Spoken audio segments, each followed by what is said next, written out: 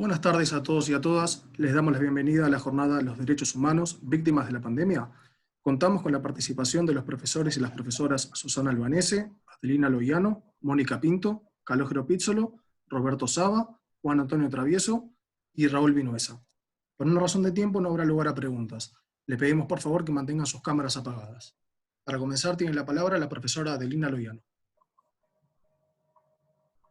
Bueno, estamos viviendo una experiencia realmente inusitada.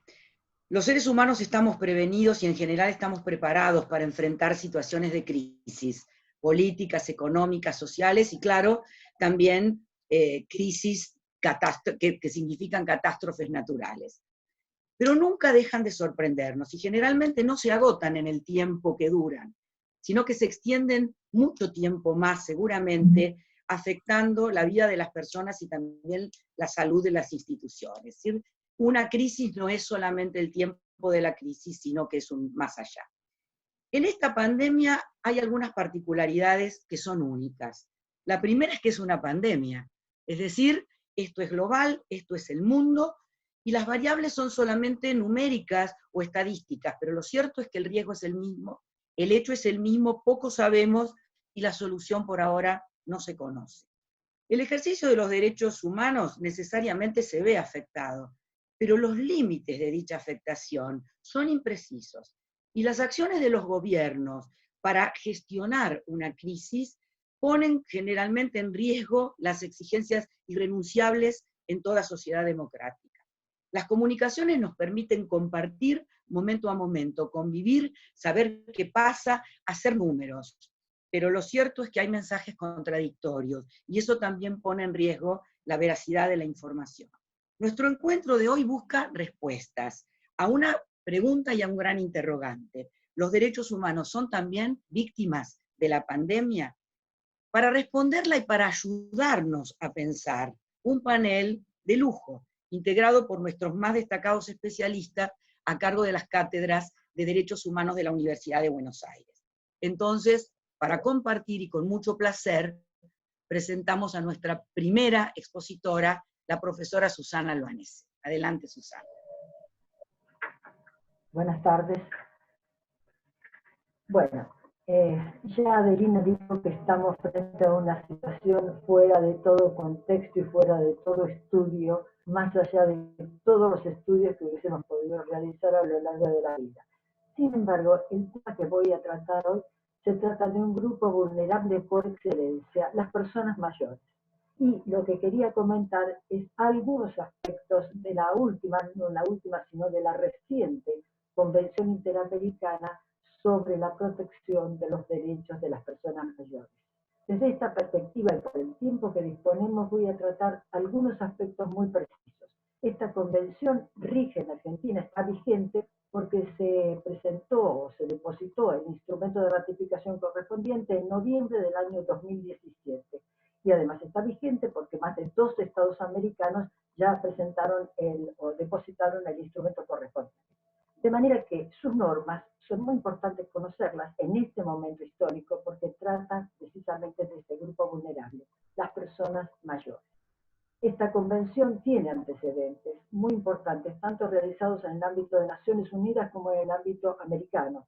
En todas ellas hay proclamaciones, hay declaraciones, hay planes de acciones y de todo eso se nutre la presente convención. A mí me interesa resaltar dos aspectos esenciales.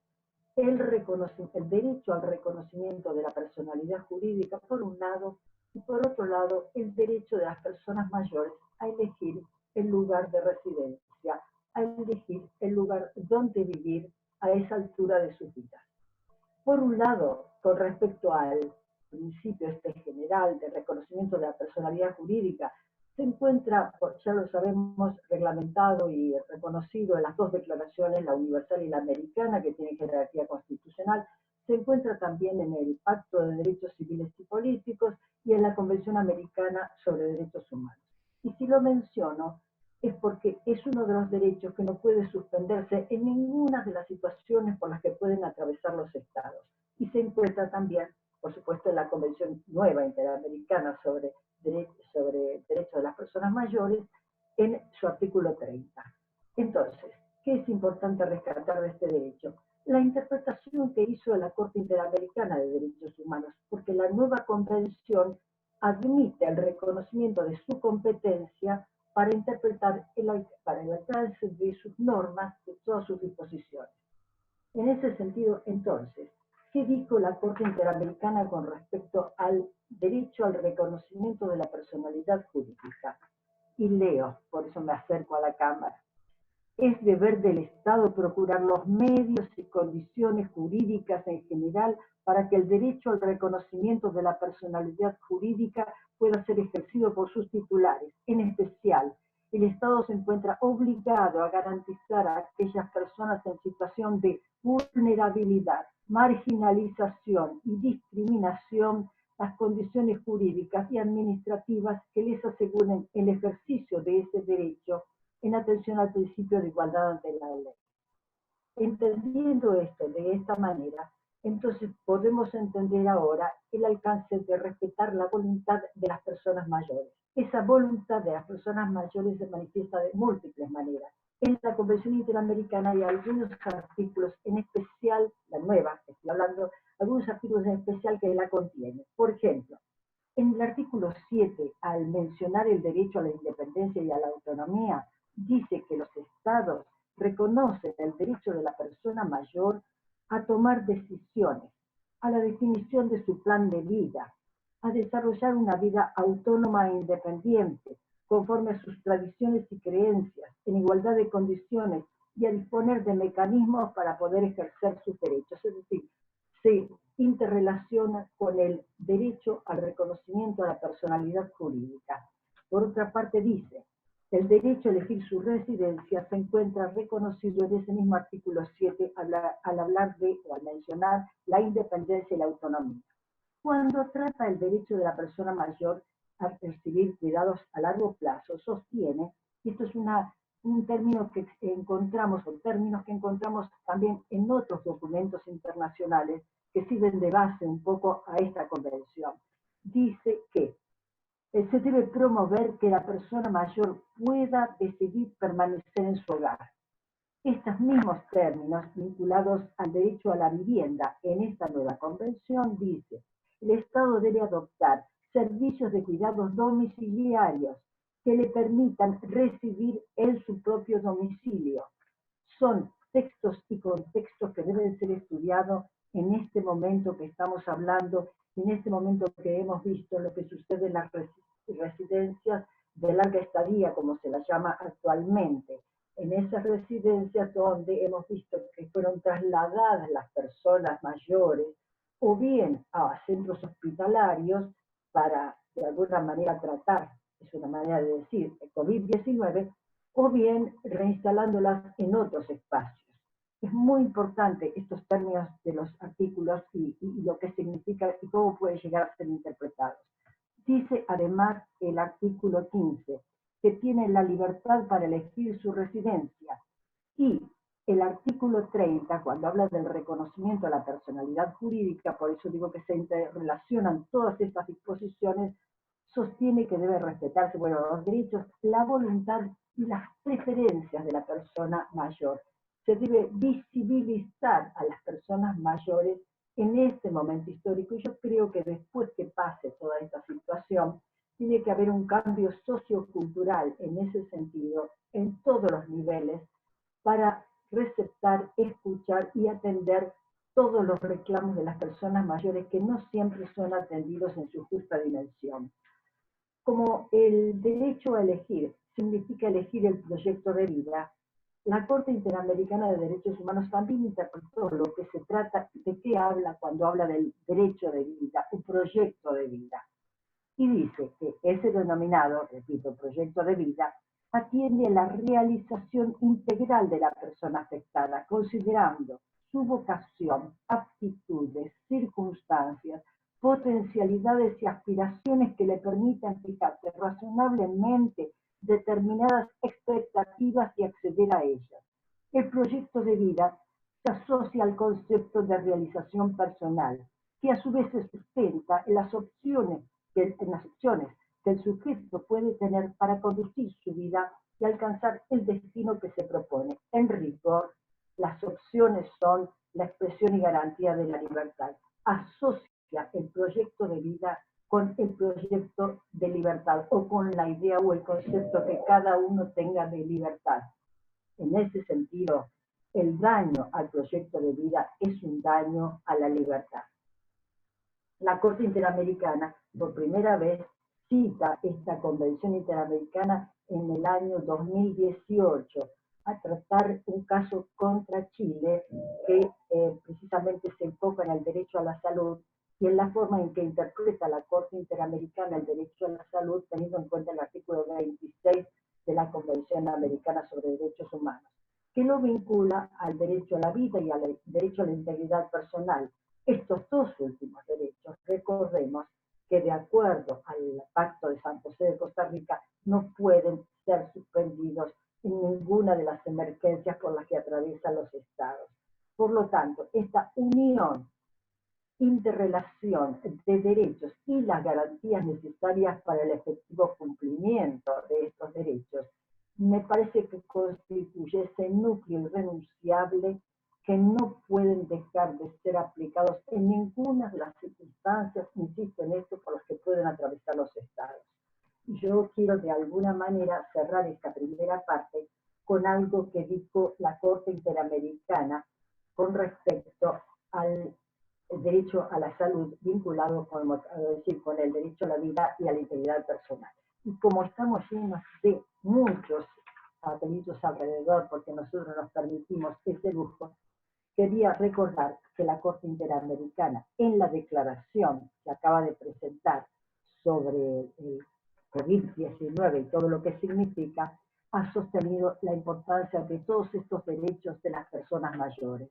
De manera tal que, para cerrar esta primera intervención mía, que después guardo los minutos restantes para poderlo cerrar de otra forma, interpreto que hay derechos irrenunciables, que tenemos que escuchar a las personas mayores y que tenemos que imaginar que el consentimiento debidamente informado para ingresar en las residencias de larga estadía, como se lo llama actualmente, tiene que ser un consentimiento que no puede aparecer así nomás en algún registro. Yo entiendo que las internaciones de las personas mayores tienen que pasar por una autorización judicial. En ese sentido, yo creo que los jueces tienen que asumir la responsabilidad y el control de esas digamos, intervenciones necesarias para el respeto a la vida, para el respeto a la integridad personal, para el respeto a la salud, para el respeto a escuchar la voluntad de las personas mayores. Nada más, muchas gracias.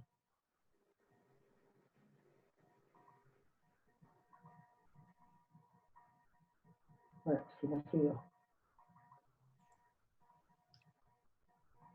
Tiene la palabra. Bueno, ya se me ocurre alguna preguntita para hacer, ¿no es cierto? Entonces vamos a empezar, vamos a continuar con esta primera parte de la exposición, pero ya creo que surgen algunos interrogantes nuevos a partir de lo que Susana dijo. Mónica Pinto, adelante, es su turno. Muchísimas gracias, buenas tardes a todos. El 21 de diciembre pasado, el Congreso de la Nación declaró una emergencia en múltiples campos y delegó una serie de facultades en el presidente para que adoptara decisiones que indudablemente, como todas las que puede adoptar un presidente, impactan en nosotros, pero no necesariamente tienen un impacto directo en la totalidad de nuestros derechos y de nuestras libertades. Pero cuando el 20 de marzo un decreto, el 260, amplió la emergencia sanitaria por un año a raíz del COVID-19 y dispuso el aislamiento social preventivo y obligatorio, esa restricción alcanzó la inmensa mayoría de nuestros derechos humanos. Es claro que el motivo alegado, que era la declaración de pandemia a raíz del COVID-19 por parte de la OMS, de la Organización Mundial de la Salud, es una causa válida. Invocar la salud pública es una medida válida para permitirle al Estado tomar medidas que preparen su sistema de salud, de encontrarse en una mejor situación para poder afrontar la pandemia. Desde entonces, una serie de decretos presidenciales, decretos de necesidad y urgencia, han regulado una mayor restricción o una mayor apertura de nuestros derechos. Y yo quiero referirme a esto, a la emergencia y el derecho. Y la tesis va a ser, la emergencia está en el derecho, la emergencia cumple con el derecho, hay que aplicar el derecho cuando estamos declarando la emergencia. Básicamente, la emergencia entra en la Constitución Nacional cuando en la reforma de 1994 se prevén toda una posibilidad de delegación de facultades y de decretos de necesidad y urgencia. Pero la emergencia está en el artículo 4 del Pacto Internacional de Derechos Civiles y Políticos que rige en este país desde el 86, está en el artículo 27 de la Convención Americana sobre Derechos Humanos que rige en este país desde 1984, y evidentemente, todo eso da cuenta de que la emergencia existe en el orden jurídico, que necesita del orden jurídico y que debe ser administrada de conformidad con lo previsto en las normas. Y esto es un tema importante, porque la restricción y la suspensión de los derechos requiere leer las normas y actuar como ellas dicen. Y esas normas remiten sí o sí a la actuación del Poder Legislativo, a la actuación del Congreso como el garante del sistema republicano, de la pluralidad de opiniones, de una cierta apertura. Y entonces el sistema dice, bueno, si usted quiere restringir derechos, necesitamos una ley formal adoptada por el Congreso y ceñida al bien común. Esta es una de esas cosas que dice la opinión consultiva 6 de la Corte Interamericana de 1986, que retoma una doctrina que viene del Tribunal Europeo en el caso de Sunday Times desde 1979. Si no hay Congreso que declare la emergencia o que regule la emergencia, podemos acudir a los decretos de necesidad y urgencia, dice la Constitución argentina, siempre que fuera imposible seguir los trámites previstos en la Constitución. Y entonces, en ese caso, esos decretos tienen que ser enviados a una comisión bilateral que los tiene que analizar y después las dos cámaras del Congreso tienen que pronunciarse.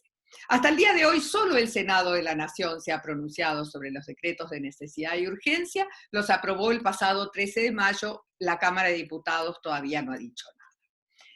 Y esto me lleva a una segunda propuesta, y es que la pandemia no supone la cuarentena del Estado. Es necesario el Estado en funciones, en todas sus ramas, con la modalidad que sea, incluso trabajando remotamente, como hicieron todos los maestros de grado, todos los profesores de secundaria, como hemos hecho todos nosotros en la universidad y como estamos haciendo ahora. Pero necesitamos al Estado funcionando. Y esto no parece ser el caso de la Justicia Nacional y Federal, que desde el 16 al 19 de mayo decretó la suspensión de los trámites generales y de la atención al público, y desde el 20 viene renovando una situación de feria extraordinaria. Sin perjuicio de que en la última prórroga se dijo que la Corte, todos sus secretarios y todos sus funcionarios iban a estar hasta el final de este periodo, que está previsto hasta el lunes 8 de junio, lo cierto es que el Poder Judicial Nacional y Federal no está trabajando normalmente. Y esto es una pena, porque justamente el Poder Judicial es el que debe demostrar en sus sentencias que sí es posible proteger a la sociedad, proteger el derecho a la salud pública de este colectivo que es la nación argentina y tener justicia en funcionamiento. El Poder Judicial tiene el papel de garante de las reglas de juego.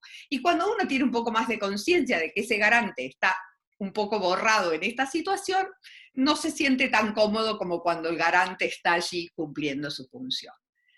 Del mismo modo, creo que el Congreso tardó mucho en acomodarse a la situación de la emergencia. Le tomó un tiempo bastante largo y demostraron los gobernadores que llegaban más rápidos a Olivos a encontrarse con el presidente de la Nación que sus diputados y senadores al Congreso para poder sesionar.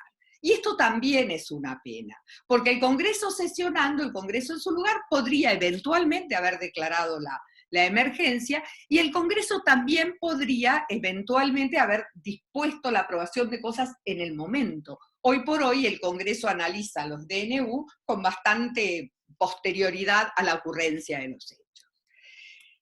Para suspender algunos de los derechos que son suspendibles, Susana Albanese recién contó que hay una serie de derechos no suspendibles en el sistema interamericano y en general, pero para suspenderlo es necesario demostrar que es necesaria esa suspensión. Es decir, que no se puede adecuadamente y con el derecho afrontar la situación de emergencia si esos derechos no se suspenden. En este caso, no solamente hay que demostrar la íntima relación de la suspensión con la situación que se está viviendo, sino también hay que ponerle un límite temporal, se necesita una cierta proporcionalidad en todo esto, lo dicen las normas, no deberían de ser incompatibles con otras obligaciones internacionales y tampoco deben entrañar ningún tipo de discriminación. Además, hay que informar a los órganos del sistema interamericano y al Comité de Derechos Humanos del Pacto respecto de qué derechos se van a suspender y por cuánto tiempo. Decíamos que hay derechos suspendibles y derechos no suspendibles.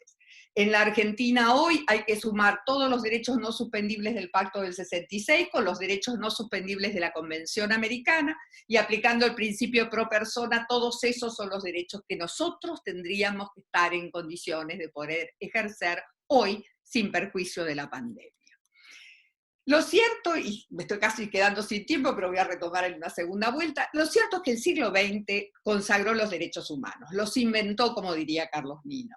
Pero el siglo XXI lo que ha hecho es transformar a esos derechos humanos en un conjunto de criterios de interpretación del derecho. Hoy no es posible trabajar en derechos llevándose puestos los derechos humanos de las personas.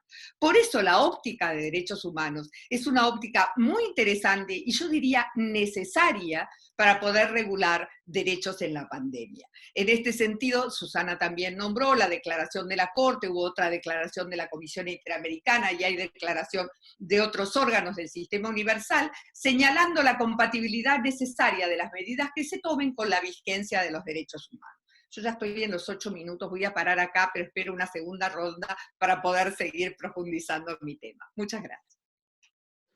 Bueno, entonces no hay preguntas tampoco, Mónica, por el momento, y pasamos entonces al doctor Calogero Písolo. Adelante, Calo. Hola, buenas noches a todos y a todas. Gracias, Adelina. Yo me voy a referir a cómo la pandemia afecta la tutela del derecho a la intimidad.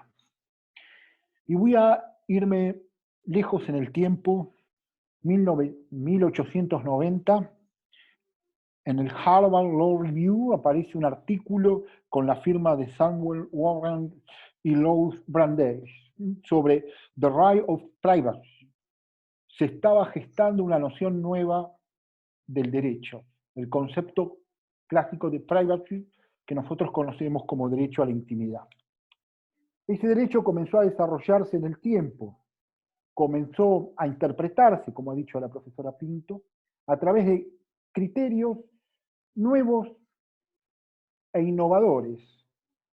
Comienza a introducirse en las cartas regionales en inmediata posguerra y comienza a sufrir con la evolución de la ciencia y la técnica una primera erosión a ese significado clásico. Es notable, por ejemplo, cómo la jurisprudencia del Tribunal Europeo de Derechos Humanos, al interpretar el artículo, va ampliando la noción de intimidad, presentándola como una noción única, que cada vez va viendo más y más actos humanos que generan nuevos derechos humanos. Hasta que llegamos a la reconversión de ese clásico derecho a la intimidad en un revolucionario derecho a la autodeterminación informativa que tiene que ver con la protección de los datos personales a través de una garantía de última generación que incorpora la última reforma constitucional del 94 a nuestra Carta Magna y que es el habeas data. Nosotros tenemos una ley, costó mucho, pero tenemos una ley, la ley 25.326, que define qué es un dato sensible, pero además define algunas cosas que hay que tener en cuenta. La prohibición de recolección y tratamiento de los datos sensibles a excepción del interés público y que sea por ley. Vaga, pero está claro que tanto la doctrina como la jurisprudencia nacional e internacional establecen la prohibición de la recolección de los datos sensibles, entre ellos los vinculados a la salud, obviamente. Este, a grandes rasgos, es el panorama con que nos sorprende la pandemia en relación al derecho a la intimidad. ¿Y por qué? Bueno, yo me voy a concentrar concretamente en lo que se denomina el content tracing, es decir, las apps de seguimiento, ¿sí?, de la reconstrucción, que permiten la reconstrucción del historial epidemiológico. La primera experiencia que nos asombró es el sistema chino, que era una obligación absoluta para todos, no era para nada voluntaria. Entonces, primer cuestión que hay que debatir es si el modelo chino de seguimiento de personas sospechosas de COVID-19 pasa el test de convencionalidad. Yo creo que no, pero bueno, es el primer punto. Entonces, dejando el modelo chino, luego se han ensayado numerosos modelos intermedios. El más exitoso es el modelo surcoreano, que llegó a aplicarse en algunos otros países como Noruega o inclusive en Holanda, y algunas regiones italianas también lo han aplicado. Ahora, ¿cuál es el parámetro de legalidad para restringir seriamente, como nunca antes observamos, la protección de los datos personales como contenido del universo íntimo de una persona, del ámbito más íntimo de una persona, y sobre todo datos sensibles? Primer parámetro, no podría ser obligatoria. ¿Por qué? Porque esto sumaría a todas las personas de una ciudad, a todos los habitantes de un estado, y significaría, salvo que sea para usos estadísticos, o sea anónima, el hecho de concentrar tal volumen estaría violando algo a lo que se ha hecho referencia a la profesora Pinto y la profesora Albanese, y que tiene que ver con el test de proporcionalidad. En mi humilde opinión, sería absolutamente desproporcional al fin seguido obligar a toda la población a descargar una app que permitiera el seguimiento 24 horas sobre 24 horas. La restricción fuera de ese universo general se permite en ámbitos específicos, por ejemplo, para el seguimiento de los sospechosos, ¿sí?, o quienes han acreditado un contagio del COVID-19, para insistir en la reconstrucción del mapa de contagio. En ese sentido, parece proporcional, con el fin seguido, el hecho de permitir, siempre que sea voluntario, porque no se olviden que el elemento volitivo aquí es fundamental. Cuando nos referimos a la protección de datos, el elemento volitivo es fundamental para hablar de validez o invalidez del acto. ¿Sí? Ahora bien, vivimos una situación de emergencia, vivimos una situación que ha llevado, en la declaración ya citada de la Corte Interamericana, a tomar el tema específico del tratamiento de datos sensibles y autorizar una restricción siempre que sea limitada y específica con fundamentos científicos. Tenemos que tener presente y pensar que la restricción genera un antecedente y pensar en la post-pandemia. Y quiero cerrar con una frase del garante de la privacy en Italia. ¿No? Italia tiene un modelo de protección de datos inspirado en el modelo anglosajón con un garante. Este señor, Aldo Culo, ha dicho: las restricciones que se hagan sobre la tutela de los datos personales no pueden implicar un punto de no retorno. E implicarían un punto de no retorno en la medida que se sacrifica la esencia de los seres humanos vinculada al derecho, es decir, el ejercicio de la libertad. Gracias por su atención. Gracias, gracias, Calogero. Bueno, seguimos anotando para la segunda vuelta. Roberto Saba, adelante, te invitamos a tu exposición.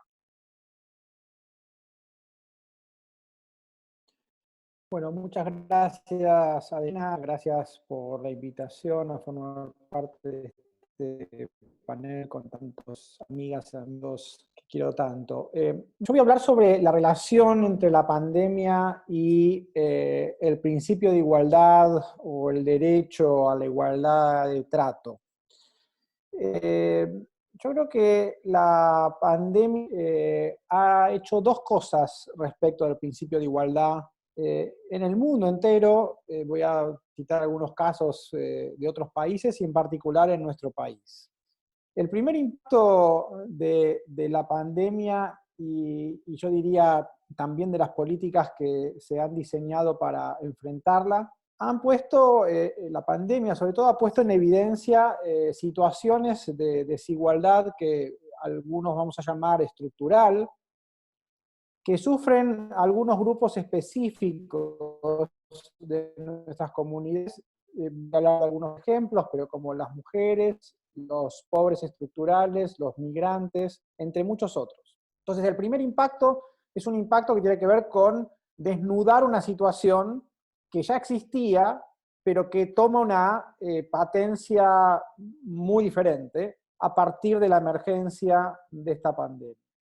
El segundo impacto es el impacto que ha provocado la implementación de las medidas que, al no registrar esas situaciones de desigualdad estructural, las han agravado, distribuyendo, yo diría una vez más, de un modo desigual las cargas para combatirla. Entonces, por un lado tenemos más evidente, es más evidente y más evidencia de estas situaciones de desigualdad estructural, y por otro lado, políticas que impactan de un modo diferente y que afectan de un modo diferente a estos grupos en situación de desigualdad estructural. Necesito poner sobre la mesa un par de nociones conceptuales sobre qué estoy hablando cuando hablo de desigualdad estructural.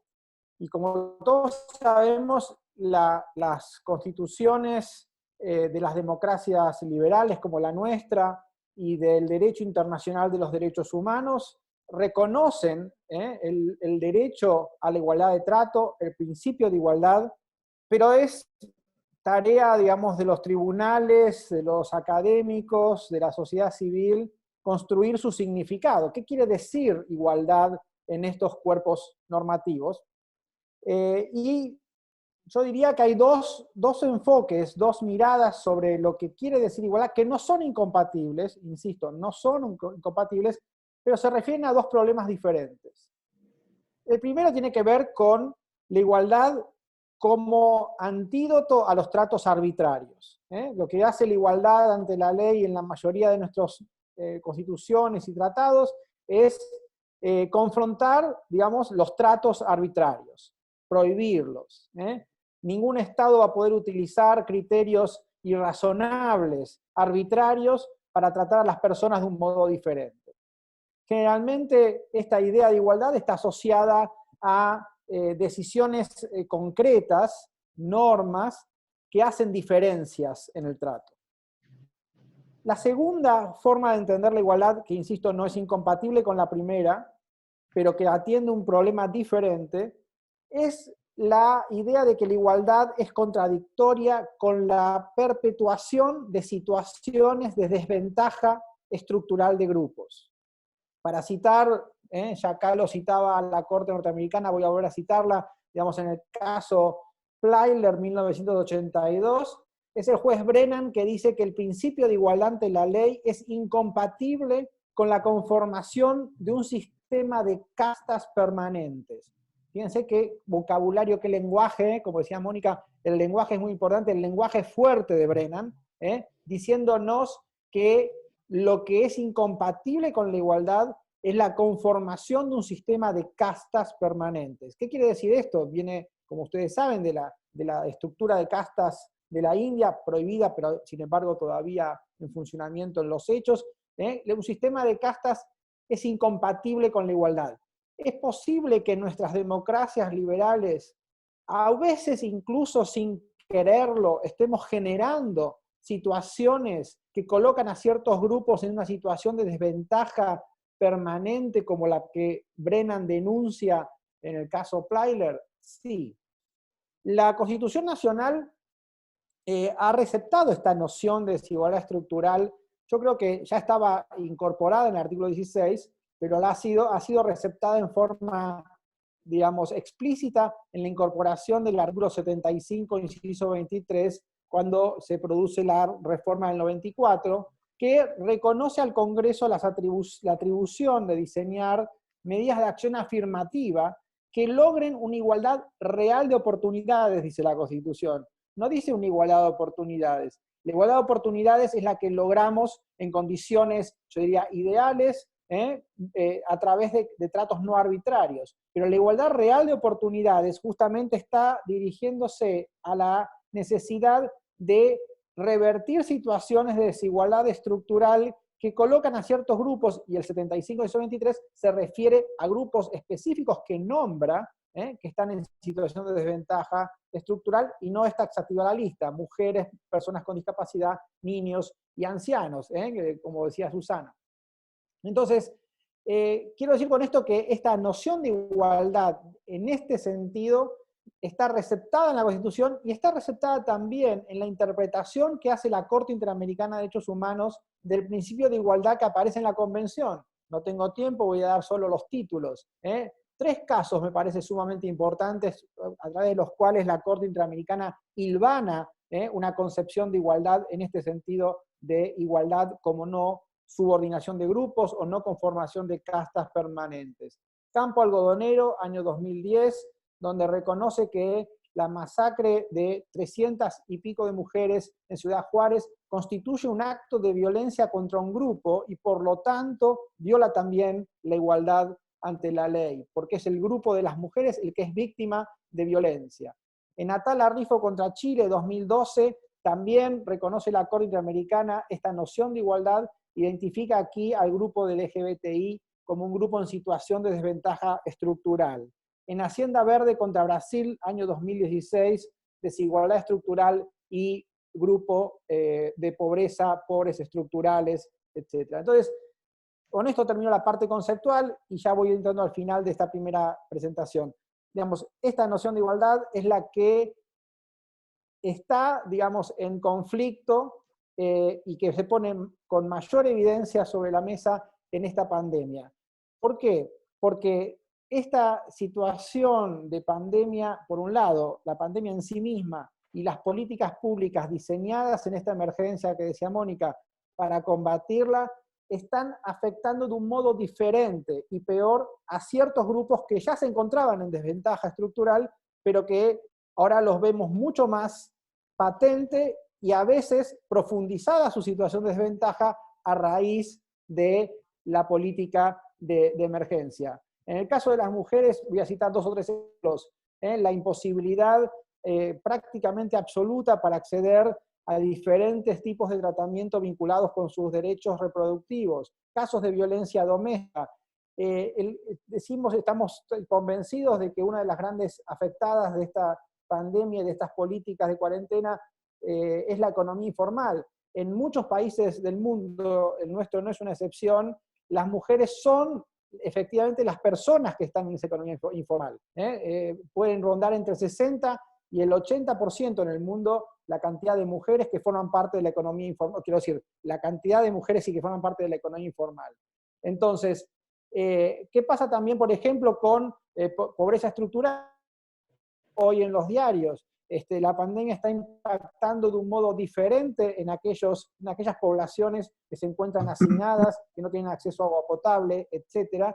Y las políticas, pensemos en la clausura de la Villa Azul, digamos, las políticas están muchas veces, a veces, como insisto, la igualdad estructural no está diciendo que hay intención de colocar a estas personas en una situación de desventaja, pero produciendo esos efectos, y esos efectos son los que están en contradicción con el reconocimiento de la igualdad. Y el caso de inmigrantes es el otro caso que podríamos mencionar, no voy a profundizar, ya estoy en mi tiempo. Así que, ahora, ¿cuáles son las obligaciones del Estado frente a estas situaciones de desigualdad estructural en la pandemia? Lo dejo para el próximo capítulo y mantengo el suspenso para la segunda ronda. Bueno, muchas gracias, Roberto. Y pasamos entonces al doctor Juan Antonio Travieso. Y esperamos la segunda vuelta de todos, ¿no? Nos van surgiendo nuevos interrogantes a partir de la intervención de cada uno de ustedes. Y creo que mutuamente a los que están participando también, ¿no? Así que adelante. Juan, adelante. Muchas gracias, Adelina. Hola a todos, ¿cómo les va? Bueno, les voy a mostrar las dos cosas que han cambiado nuestra vida desde hace pocos, pero pocos días. El celular y el tapabocas. Esta sociedad es una nueva sociedad. Y mientras tanto, ¿qué ha pasado? Estamos en cuarentena por COVID y la escuela está cerrada. El mundo de los recreos y de los abrazos es virtual. Nunca la virtualidad había estado tan al servicio de la humanidad como ahora. Una prueba de eso es esta reunión. Pero además hay otros problemas, porque debemos enfrentar una nueva dimensión de la desigualdad social y la inclusión digital. Y a veces uno se pregunta, ¿los virus se comen los derechos? Y la pregunta es porque uno siempre habla de Internet y lo asocia con el derecho de la libertad de expresión en sus dos facetas, manifestar los propios pensamientos, acceder a las ideas. Recuerden ustedes que en Egipto y en otros países se bloquearon en Internet los términos democracia, derechos humanos. Pero lo más cierto es que más allá de la libertad de expresión, y ese es el tema de mi exposición que no lo dije, es que el acceso a Internet es un derecho humano. Y por eso Internet debe estar ampliamente disponible y accesible para todos. Ahora vamos a los datos duros. En 7 de cada 10 hogares, que corresponden al 20% más pobre, hay un teléfono celular como este. Pero ¿saben una cosa? En esos hogares llega primero la telefonía celular antes que el agua potable y el saneamiento. Porque la mitad de los estudiantes pobres, la mitad, no tiene computadoras en su casa. Lo cierto es que por el COVID, las escuelas se mantienen cerradas con clases a distancia. Y esto es un daño en especial a los alumnos pobres que no tienen disponibilidad de Internet. Porque la educación es la actividad que más sufrió la disrupción por el COVID. Las clases fueron discontinuadas y los chicos encerrados en sus hogares. En Argentina es todavía más complicada la situación, porque todavía la Argentina no experimentó el pico de contagio y tenemos que pasar al invierno. Y entonces ahora se dice que recién en agosto se evaluará la posibilidad de volver a las aulas. En tanto, se propone que las clases siguen en forma virtual. Pero veamos las implicancias de esta metodología pedagógica según datos del INDEC. En Argentina, el 63% de los hogares con niños tiene computadora. En el 40% de los hogares más pobres, solo el 49%, o sea, casi la mitad, tiene computadora. El resto, el 50%, no tiene computadora. En el 40% de los hogares de mayores ingresos, vamos a decir, los de posibilidades económicas, el 94% tiene computadora.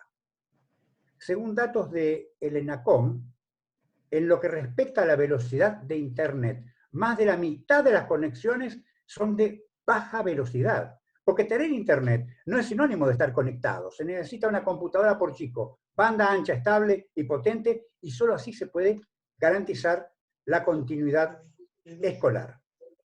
Ahora bien, ¿qué pasa con el acceso a la educación? Porque el acceso a la educación a través de Internet pone de manifiesto una enorme inequidad, y más en épocas de aislamiento social, y de una fuerte crisis económica como consecuencia de medidas de salud pública adoptadas según los DNU dictados. Y ahora tenemos que dictar las clases al ámbito digital y nos enfrenta a la falta de acceso a Internet o la mala Internet, circunstancia que ha generado de manera concreta una gran discriminación para una enorme cantidad de alumnos.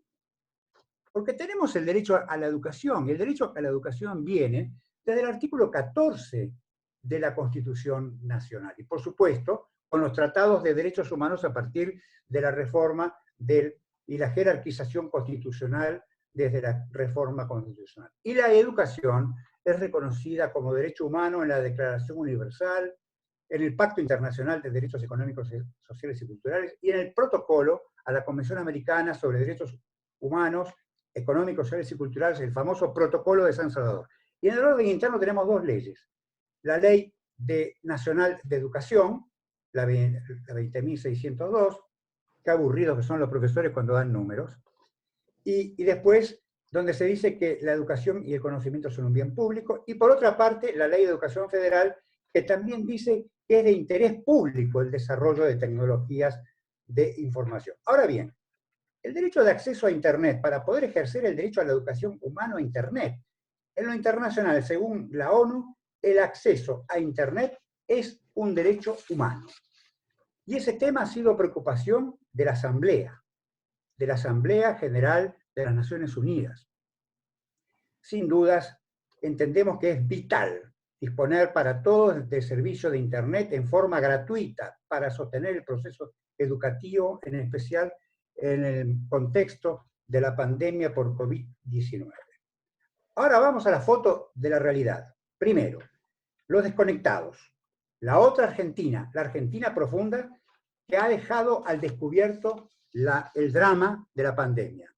Los chicos doblemente aislados en sus casas, además, y sin la posibilidad de ir a la escuela, el único lugar donde tenían acceso a Internet, argentinos que en plena cuarentena aún siguen offline, y además, lo peor que hay, ayer me llegó una foto de un país latinoamericano donde se ve un chico en un pasillo directamente tratando con un celular prestado y tratando de cumplir las tareas escolares y pescando señal de Internet en ese pasillo. Ahora bien, ¿qué pasa con la progresividad y la no regresividad del derecho a la educación? El derecho a la educación se encuentra en una situación grave. Un modelo de educación excluyente hace que los sectores socioeconómicos desfavorecidos no pueden acceder a la educación online. Y de allí resulta una situación regresiva para el ejercicio del derecho humano a la educación. Se afecta su sostenibilidad, una palabra muy, muy de moda en este momento, y se instala una situación de regresividad como consecuencia de la imposibilidad de acceso. Tengo cinco buenas noticias, pero le voy a dejar para el final, porque siempre es importante dejar en la caja abierta con la esperanza. Por eso que vamos directamente a las conclusiones. Las buenas noticias al final. La conclusión. El de los excluidos digitales es un mundo de terrible desigualdad, porque tienen infinitamente menos oportunidades. Las van a tener para siempre. No van a tener oportunidades en el campo laboral, social, educativo, de la salud, de la comunicación. Nosotros fuimos unos privilegiados en el banquete de la vida. Y también lo que nos están escuchando también. Algunos sostienen incluso que hablar de brecha hoy es un eufemismo, porque lo que existe es una fractura feroz, un abismo. ¿Cuál es el objetivo? La democratización de la tecnología y la conectividad como un derecho con inclusión digital. Internet solo tiene sentido si asumimos el compromiso de establecer políticas concretas en lo que atañe al acceso de la educación, eliminar la brecha entre los que tienen acceso a Internet y los que no lo tienen. ¿Qué hacer? Acceso a Internet para todos, no para un sector de la sociedad solamente. Internet universal. Los estados tienen la obligación de facilitar el acceso universal a Internet para fomentar un acceso amplio, en especial para los sectores pobres y las zonas rurales alejadas, porque ahora están todos en la capital muy cómodos, pero estos mensajes no llegan a las zonas rurales. ¿Cuál es la clave para derrotar la pandemia, además de la vacuna? ¿Saben qué? La educación con Internet. Una sociedad que se deshumaniza nunca va a desarrollar los derechos humanos. Necesitamos un nuevo contrato social que funcione. Y ahora, lo más importante, dentro de pocos días, vamos a abrir la escuela virtual y real de par en par. Lo que nos falta, lo que extrañamos, ¿saben qué es? Nos faltan los abrazos reales. no los virtuales. Y algo más en lo inmediato. Ahora, además de Internet, también necesitamos agua potable, cloacas y electricidad. Muchas gracias. Muchas gracias, Juan Antonio. Bueno, nos queda una sola exposición, la del profesor Raúl Vinuesa. Esperemos podernos conectar bien con él porque tenemos algunos problemitas técnicos que resolver. A ver, lo intentamos. Profesor Vinuesa. Me parece que hemos tenido un problema, que es un problema de conectividad con el doctor Vinuesa.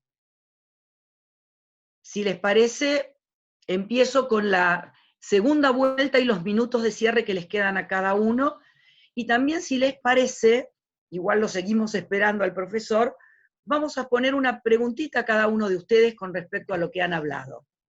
¿No es cierto? Susana Albanese sería la que daría su segunda vuelta. Susana. Sí, yo quería, bueno, primero cerrar un poco a esos conceptos que desarrollé en general, teniendo en cuenta la importancia de la interpretación de la Corte Interamericana en estas nuevas convenciones que mencionamos al principio. Y en ese sentido tenemos que tener en cuenta el artículo 26 de la Convención Americana de Derechos Humanos y la forma en que está entendiendo los derechos económicos, sociales y culturales la Corte Interamericana, más allá del gran debate que seguramente se va a dar en otro ámbito. Por un lado, sobre el artículo 26, que habla de progresividad de los derechos económicos, sociales y culturales y ambientales, DESCA, como dicen ahora, bueno, la Corte trató el derecho a un ambiente sano, a una alimentación adecuada, al agua, a la salud, a los sistemas de salud, a los servicios previsionales, a la vivienda, al trabajo, entre otros. Existe una línea jurisprudencial de la Corte Interamericana en materia de DESCA, en lo que respecta a la judiciabilidad directa y a los alcances interpretativos de este artículo 26 que mencioné. Si esto es así, también entran en el ámbito del alcance del ejercicio de los derechos económicos, sociales, culturales y ambientales, el derecho a elegir el lugar donde vivir y que nadie imponga a los mayores su lugar para vivir.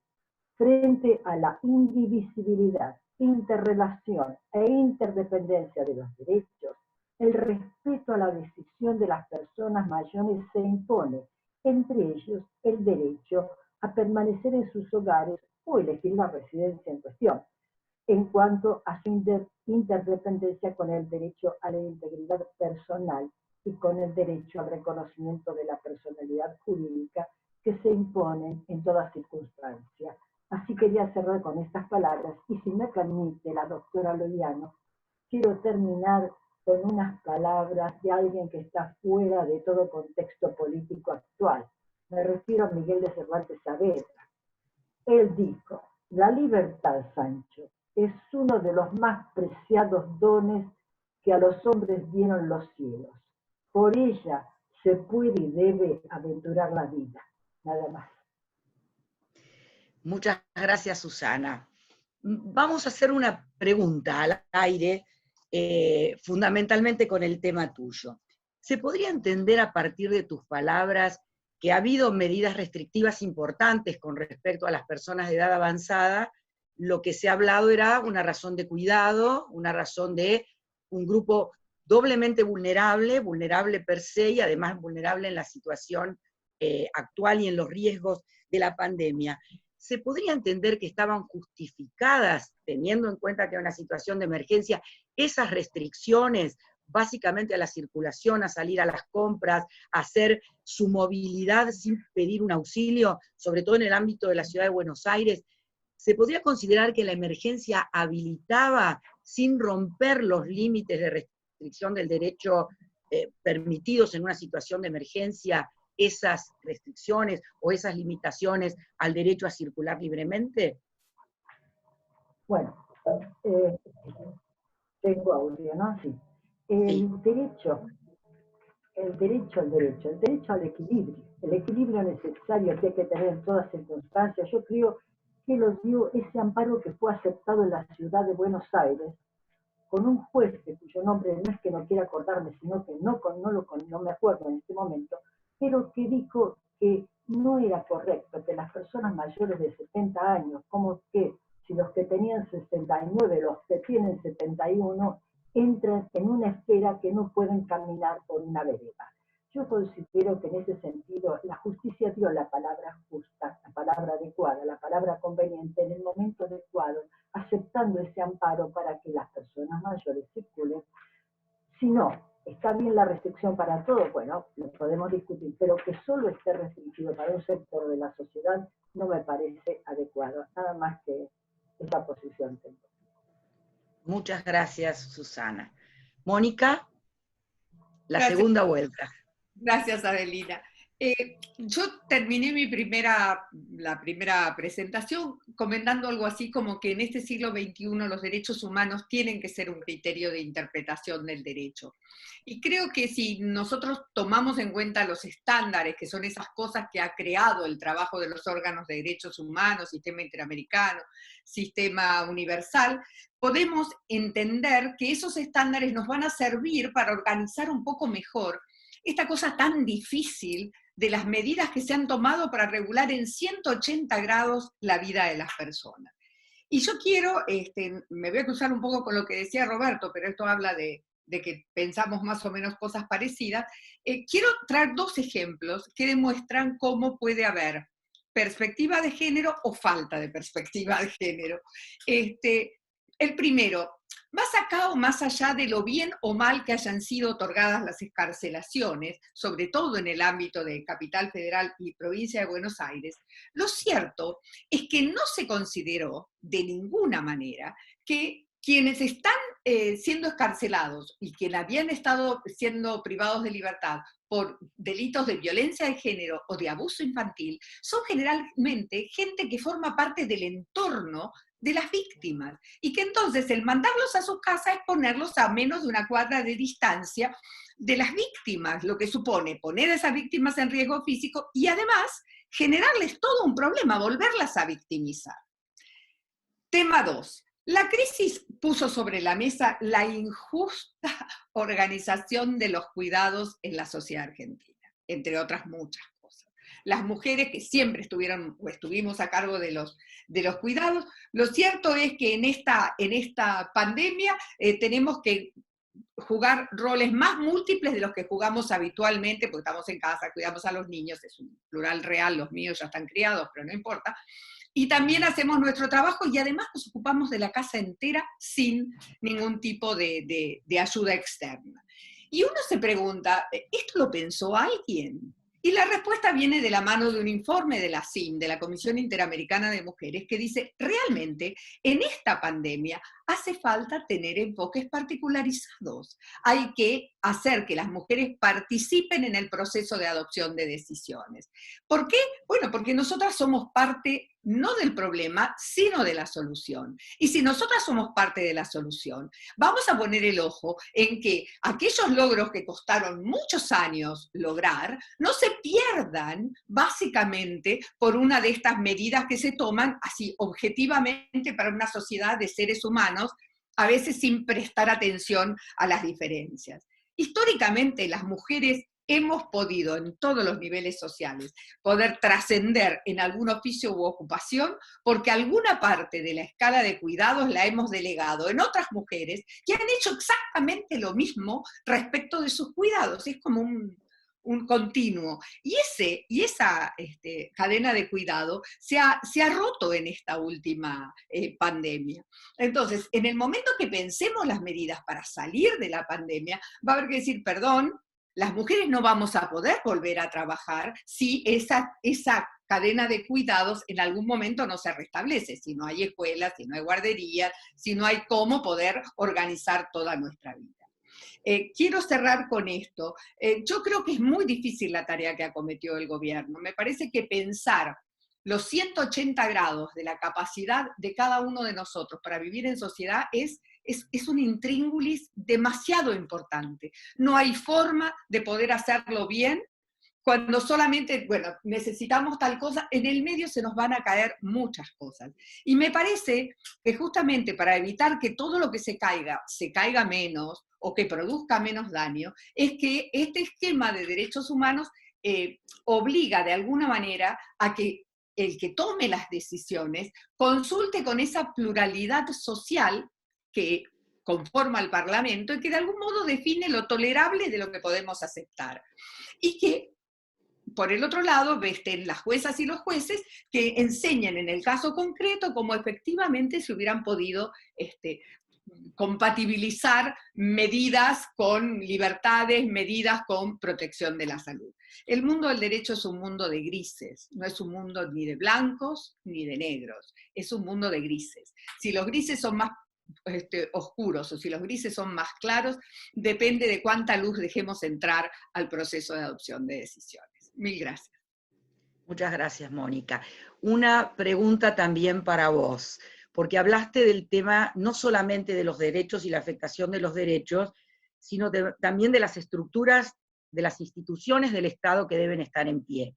Y claramente el artículo 20, el Pacto de San José de Costa Rica admite, ¿no es cierto?, las restricciones con muchos límites en una situación de emergencia, pero hay algo más que ha dicho la Corte con respecto a la sociedad democrática, y como no lo tocó ninguno, me gustaría que ya que tocaste el tema de los poderes en pie, que hagas alguna apreciación sobre eso. No, indudablemente, el criterio de la sociedad democrática es algo que ha venido desde el principio, que en algún momento todos nosotros lo heredamos de otros, porque nuestra vivencia democrática era siempre de pequeños y cortos periodos, pero hoy tenemos más experiencia democrática. Venimos con un rodaje democrático de mucho más de 30 años, 40, con mayores o menores calidades democráticas. Pero la democracia requiere las instituciones en pie. Hay un juego democrático que es imprescindible. Y en ese juego democrático, no me quiero salir de tema, pero bueno, uno podría haber pensado la sabiduría de todas las medidas que se han tomado, que indudablemente han reducido, el número de pérdidas de vidas humanas que tiene la Argentina es bajo en comparación a lo que pasa en el mundo, exigían ese nivel de paternalismo en las medidas. Uno siempre se acuerda del famoso trabajo de Carlos Lino sobre las conductas paternalistas, protectoras de la salud pública y liberales para el consumo de estupefacientes. Y entonces uno dice, bueno, a lo mejor no, se podía haber hecho otro tipo de cosas. En todo caso, lo que siempre es importante es que tengamos esos checks and balances que pide el juego democrático, y que por demora de uno de los órganos y por desdibujamiento del otro no estamos teniendo. Y ambos dos creo yo que son malos mensajes para esta sociedad. No está bueno que nos acostumbremos a que podemos pasarnos casi 3 meses con un poder que solamente funciona de feria. No está bueno que nos pasemos casi 2 meses con un Congreso que no funciona. Más acá o más allá de la cantidad de representación válida o legítima que cada uno de nosotros encuentre en el Congreso de la Nación. Están ahí para eso y deben de trabajar en eso. Y es importante que lo hagan. Muchas gracias, Mónica. Doctor Pisolo, adelante. Está el doctor Vinuesa, ¿por qué no le damos la palabra? No, ya organizamos y el doctor Vinuesa, les comento a todos, va a cerrar con su exposición. Así que sí, yo también sabía que estaba y ya estamos conectados con él, pero vamos a cerrar y le vamos a dar la palabra de cierre al profesor. ¿Cómo no? Disculpe la impertinencia, profesor. Bueno, veníamos hablando de un proceso de erosión que venía sufriendo primero la noción clásica de derecho a la intimidad y luego, en particular, la noción de datos personales. Ese proceso de erosión, de desarticulación de las garantías propias de la tutela efectiva de los datos personales, recibe un durísimo golpe con la incursión de la pandemia. Con lo cual, en primer lugar, no nos debe llamar la atención, no nos debe de extrañar que la mayoría de los organismos de control que establecen las leyes que regulan el tratamiento de datos personales y su protección, sostengan, como se está sosteniendo en esta línea aquí, que a la par de las restricciones, deben fortalecerse los controles. Se admiten restricciones al tratamiento y recolección de datos sensibles, insisto, como todos aquellos vinculados a la salud, siempre y cuando se fortalezcan los controles de modo de, considerado el caso, se puede obtener una tutela efectiva ante una potencial violación. Entonces, la pandemia ataca directamente a la base del dato personal, del derecho del titular de ese dato a mantener reserva, porque precisamente los epidemiólogos requieren de datos personales para establecer, como dije antes, ese mapa de contagio necesario para restringir los focos de contagio. Pero insisto, esto no significa que sacrifiquemos al punto de hacer desaparecer derechos o libertades que nos identifican como sociedades democráticas, como Estado de Derecho. Es muy importante al momento de establecer la restricción a la recolección y tratamiento de datos personales, aplicar el test de proporcionalidad. No voy a explicar aquí qué es el test de proporcionalidad, todo el mundo lo conoce, pero es fundamental seguir el principio de acto o medida menos inclusiva, es decir, que genere el daño menor, la menor invasión en la intimidad, que la relación entre el hecho y el medio para perseguir el fin legítimo que nadie pone en duda, como preservar la salud pública, sea proporcional. Por ejemplo, si yo establezco que el permiso para circular debe ser obtenido solo y solo a través de una app que me implica descargar y otorgar datos personales, me parece una restricción absolutamente desproporcionada. ¿Por qué? Porque estamos sacrificando porciones de intimidad en un momento de la pandemia donde ya no es necesario establecer, porque el virus está, no es necesario establecer ese mapa epidemiológico. Ahora, distinto es si esa necesaria identificación se hace para contener focos determinados. Y quiero terminar mi intervención haciendo alusión a la declaración que tantas veces ha sido citada aquí de la Corte Interamericana. Recomiendo su lectura del 9 de abril de este año, porque hace mención a las diversas restricciones que sufren los derechos a raíz de la pandemia. Y acepta la restricción, como comenté, a los datos personales, siempre que sea limitada y proporcional a las necesidades sanitarias. Limitada y proporcional a las necesidades sanitarias.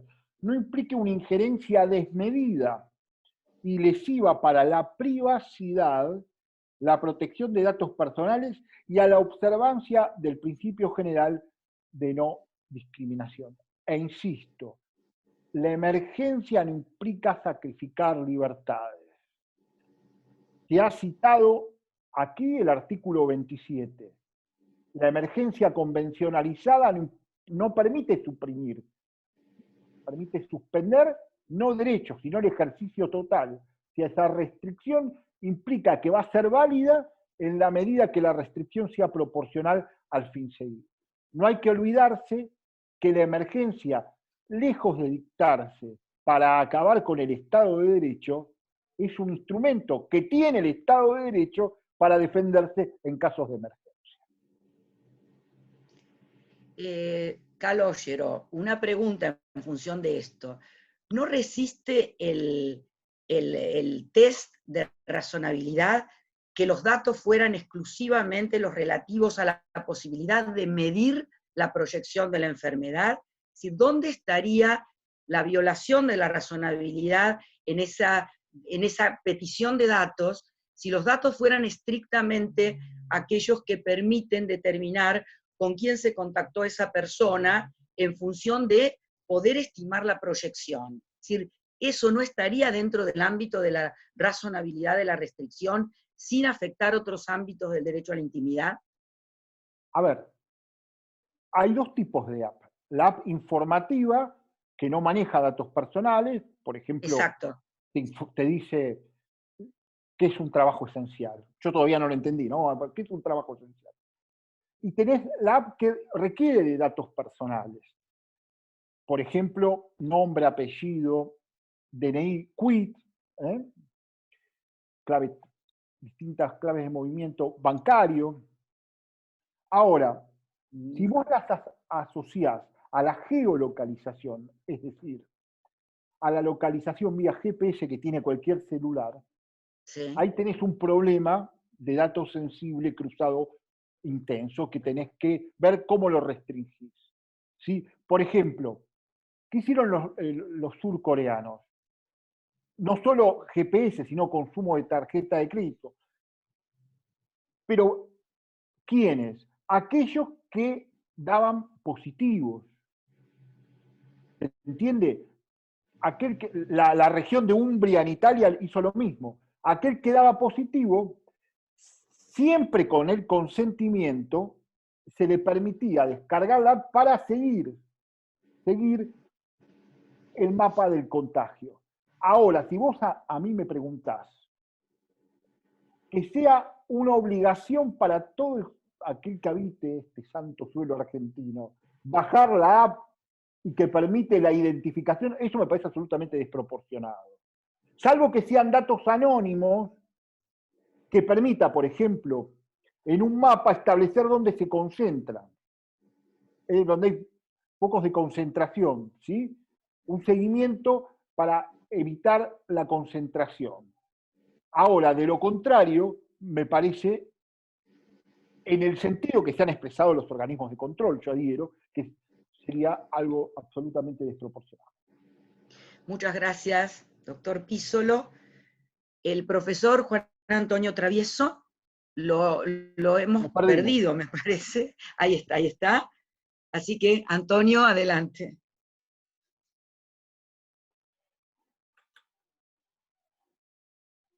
Vamos a dar 5 buenas noticias. Primera, el gobierno, vamos a los hechos, porque es muy lindo hablar de las normas, pero a mí me gusta cuando las normas se ejecutan. Primera, el gobierno congeló las tarifas de telefonía fija, móvil, internet hasta el 31 de agosto. Muy buena noticia. Segunda, se entregaron netbooks para alumnos en 4 distritos bonaerenses y 10 provincias para reducir la brecha digital. Fundamental. Tercera, el tema es, vamos a salir del barrio vulnerable y vamos a entrar en el mundo digital. Una red de escuelas que enseña oficios digitales y abre puertas en barrios vulnerables. En 3 años se capacitaron más de 200 chicos de la Villa 31, el Bajo Flores, Ciudad Culta, La Matanza, Tigre y otras localidades de Lambda. Los estamos incluyendo. Cuarto, la Cámara de Diputados, que dijimos que estaba muy ausente, en este caso no estuvo ausente, y aprobó virtualmente este pasado jueves 21 de mayo, con acuerdo interpartidario, los proyectos de ley de educación a distancia. Y el quinto es el que más me gusta.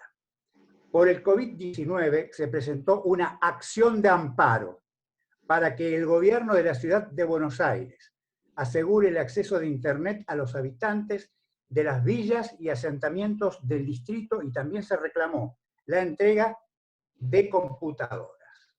Me hubiera gustado que no solamente para la capital federal, para Buenos Aires, sino también para todo el país. Pero lo más lindo de todo, y este es mi cierre, lo más lindo de todo que, ¿saben quién elaboró esa demanda? A ver. La demanda lo elaboraron nuestros estudiantes que integran la Comisión de Práctica Profesional de nuestra querida Facultad de Derecho en Acción para la Inclusión Educativa. Muchas gracias. Muchas gracias. Juan Antonio, muchas gracias. Bueno, doctor Saba, perdón, yo les invertí el orden, así que adelante.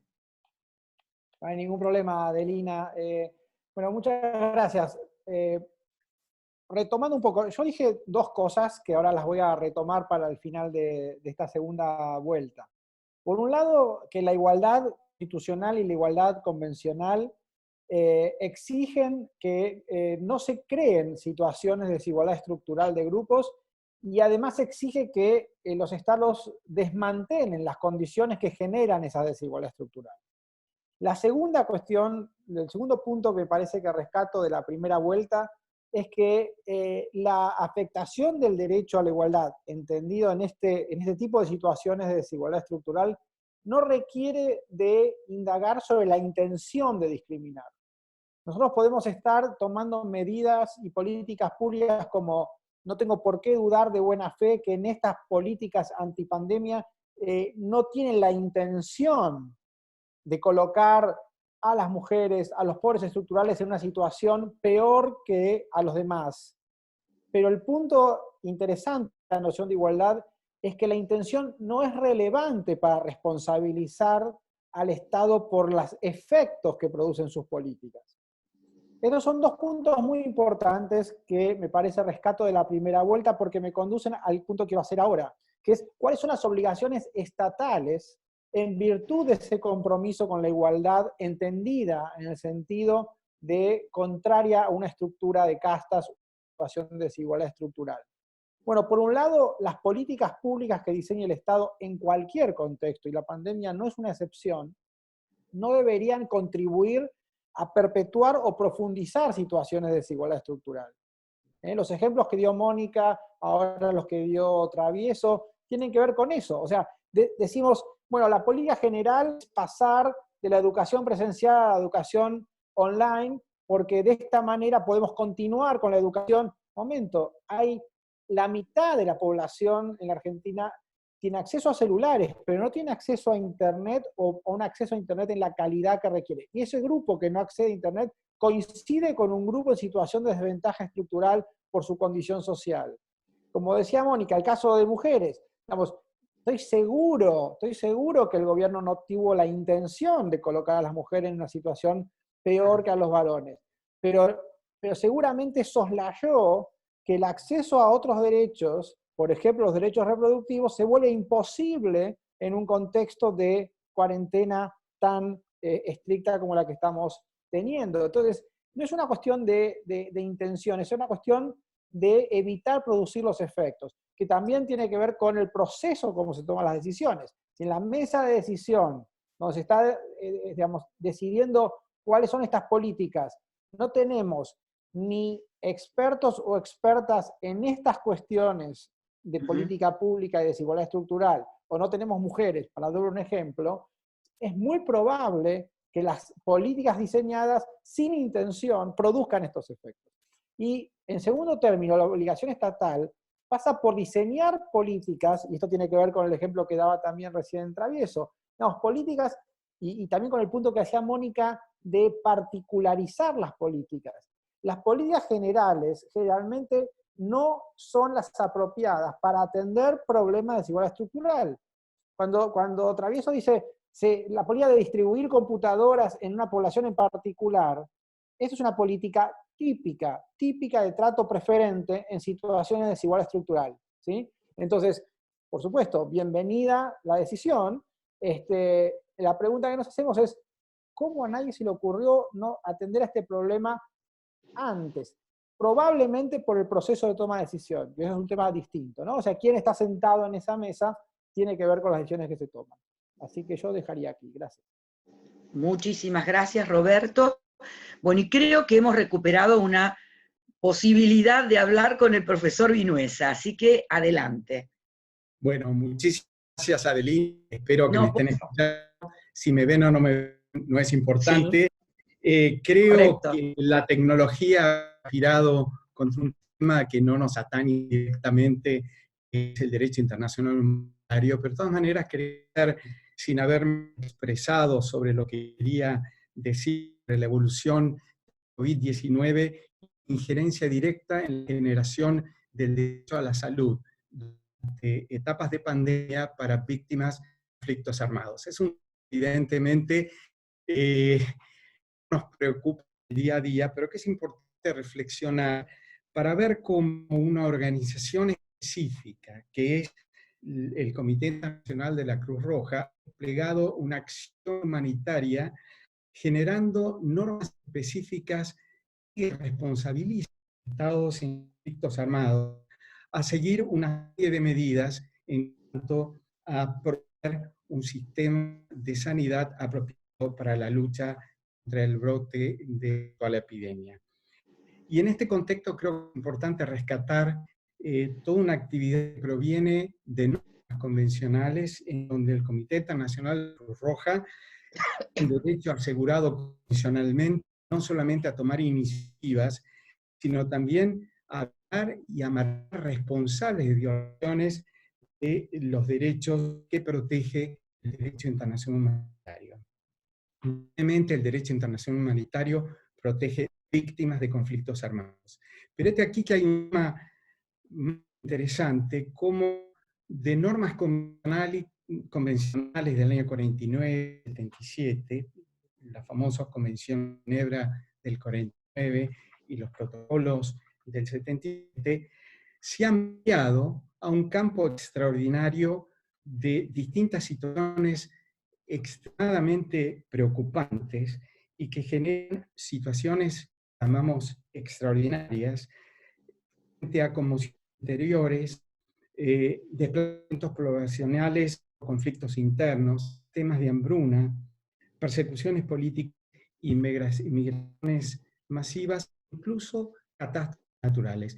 Dentro de todo este esquema y estas prácticas reiteradas, lo que ha hecho el Comité Internacional de la Cruz Roja para bajar límites a los estados responsables de comportamientos frente a conflictos armados y frente a estas situaciones específicas es analizar textos escritos a la norma, extrae de estas normas una serie de principios abstractos que aplica a situaciones extraordinarias como es el brote del COVID-19, para generar responsabilidades específicas a los involucrados. Un tema que no podía dejar, por más que esta es una muy breve síntesis de mencionar, que cabe recordar que la aplicación del derecho internacional humanitario pasa e implica derogación o suspensión general de los derechos y garantías individuales. Esto parece un contrasentido, como para la protección de las víctimas de conflictos armados partimos de la suspensión absoluta de todos los derechos y garantías del individuo. Aquí también creo que es importante ver que hay un artículo que es clave, que es el artículo 3 común de los convenios de Ginebra del 49, que solamente protegen una especie de matriz básica de los derechos humanos, que es el derecho a la vida y el derecho a un trato humanitario. De esta norma, en el artículo 3, se ha despedido una serie de que involucran incorporar desde poblaciones sometidas a procesos de hambrunas y desplazamientos, incluso internos dentro de territorios, como también situaciones víctimas de catástrofes naturales. También entra en este contexto un esquema específico de responsabilidades de estados beligerantes para políticas públicas tendientes a asegurar el derecho a la salud y el derecho al agua. Entonces, lo que es realmente importante es ver esta de iniciativa que, sin prácticamente nociones convencionales básicas, puede desarrollar una especie de esquema, yo diría, muy comprensivo de derechos básicos. Cuando uno habla de derecho internacional humanitario, piensa en la víctima del conflicto, pero no piensa en la epidemia que puede sufrir la víctima. El Comité Internacional de la Cruz Roja hizo una especie de lucha muy particular para lograr en el ámbito internacional esta especie de sobreprotección frente a los que no tienen los derechos básicos o elementales que cualquier individuo en un Estado tiene, poder usufructuar políticas públicas que atentan, mejor dicho, que intentan una lucha contra esta pandemia. Tenía varias cosas que decir, pero como esta es una síntesis, quiero rescatar de lo que ha hecho el Comité Internacional de la Cruz Roja y lo que han seguido los estados que tienen que aplicar este derecho, es confirmar primero una división muy clara entre los derechos individuales personales, derechos individuales y garantías, con las protecciones de víctimas establecidas en los convenios. Y fíjense, muchas de las medidas que propone el Comité Nacional de la Cruz Roja se refieren a sistemas particulares de, en alguna medida, encerramiento personal, imposibilidad de salir de campo donde hay refugiados, a los efectos de poder hacer una asistencia especial en el tema de la pandemia. A la vez, para estas poblaciones, las autoridades y la población local, que muchas veces atacan frente al temor de campamentos de refugiados y migrantes, los derechos más básicos y elementales sí protegidos, que es el derecho a la vida o la integridad personal. Y yo rescataría de toda experiencia lo que es la iniciativa y el compromiso de avanzar, incluso de sistemas de acción que no diría contrapuestos a los derechos humanos, pero ignoran los derechos humanos, salvo esta esencia básica, o salvo que no sea víctima dentro de un contexto muy especial, rescatar algo que yo creo que los estados deberían tener en cuenta, y es la adquisición de políticas públicas internas de los estados respecto a lo que es la protección y respeto para usar la tecnología del DH del personal sanitario. Yo no he visto ninguna, ni en este país, ni en los países que uno intenta informarse, que haya una política pública que privilegie a este personal sanitario que es, para referencia, derecho internacional humano, el combatiente de la trinchera en el año 1929. El combatiente en la trinchera es evidentemente el personal sanitario. Un ejemplo muy claro es todas las medidas que establece no solamente el Comité Internacional, sino básicamente la normativa del derecho internacional humanitario se centraliza en esta jerarquización. Muchas gracias. Muchas gracias, profesor Vinuesa. Bueno, nos convocó una pregunta, ¿no? Y era si los derechos humanos también eran víctimas de la pandemia. Y creo que el interrogante también fue respondido de alguna manera, pero siempre nos queda para repensar y otras preguntas, y qué bueno es eso, ¿no? Qué bueno es eso, porque significa que permanentemente tenemos que estar viendo y repensando qué es lo que sucede y cómo se puede superar situaciones donde los derechos humanos están en riesgo, por cuidarlos, pero también en un riesgo que estamos viendo a veces con una afectación concreta. Gracias, profesor Raúl Vinuesa, gracias, Calogero Pisolo, gracias, Susana Albanese, gracias, Mónica Pinto, gracias, Juan Antonio Travieso, gracias, Roberto Saba. Muchísimas gracias, además, a todos y todas los que nos han acompañado en esta tarde. Creo que nos vamos, no voy a decir más felices, pero sí, no es cierto, más enriquecidos. Gracias a todos.